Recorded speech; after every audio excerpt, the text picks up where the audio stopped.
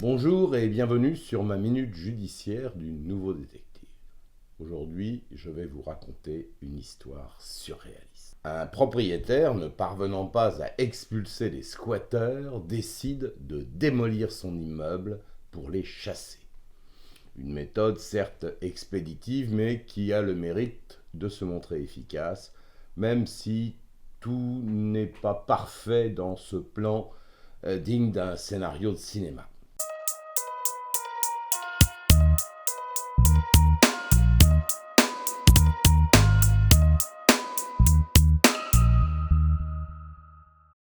Les faits se sont déroulés samedi 19 octobre à Brest. Ce jour-là, deux hommes se garent devant le 3 de la rue François Cordon à Brest. Ils sortent à visage découvert, tranquillement, ils prennent une masse et une baramine, puis ils se dirigent d'un pas décidé vers l'entrée de l'immeuble. Ils cassent la porte à coups de masse, les voisins et commerçants les regardent impassibles, ce qui ressemble à une expédition punitive. Une fois dans les lieux, on entend des coups sourds qui résonnent, les murs tremblent, les deux hommes cassent tout. Cloisons, escaliers, planchers, tout y passe, il ne reste bientôt plus que les murs porteurs. De la poussière s'échappe des fenêtres brisées, les deux hommes tapent de plus belle.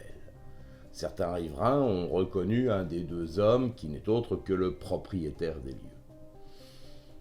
L'histoire, c'est que le bâtiment est squatté depuis plusieurs années par des familles de Roms et le propriétaire a tenté par tous les moyens de les faire partir, de faire valoir ses droits en vain.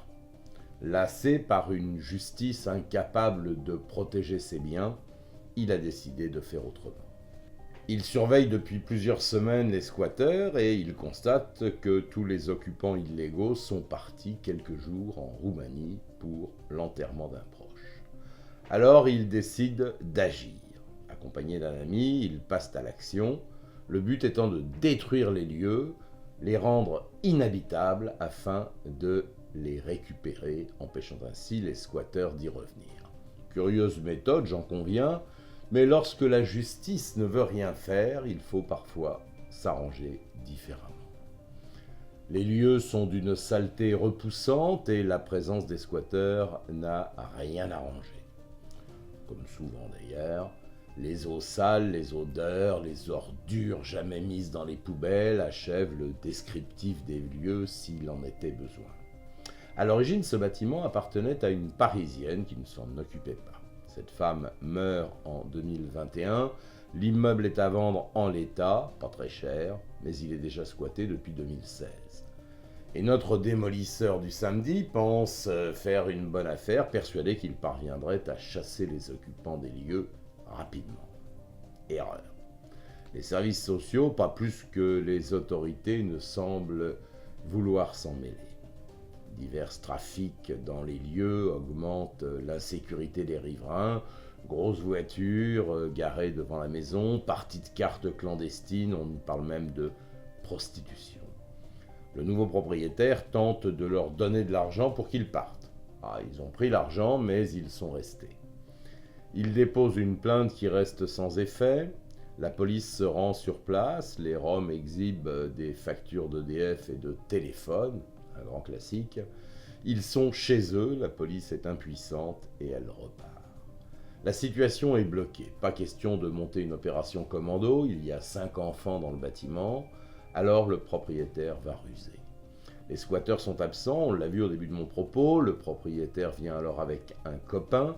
Et après avoir fracturé la porte, ils cassent tout à l'intérieur. Cela n'a pas duré très longtemps, ils repartent non sans avoir muré les accès avec des parpaings de béton.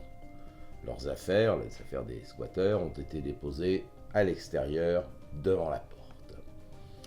À leur retour, les squatteurs n'ont donc pas pu rentrer et ils ont été pris en charge, eux, par les services sociaux, relogés au grand soulagement des voisins.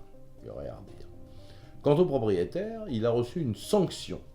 Certes symbolique, mais une sanction tout de même. On lui a signifié un rappel à la loi émanant d'une justice plus prompte à le sanctionner qu'à l'aider. Voilà, c'était ma minute judiciaire. Je vous dis à la semaine prochaine pour une nouvelle affaire.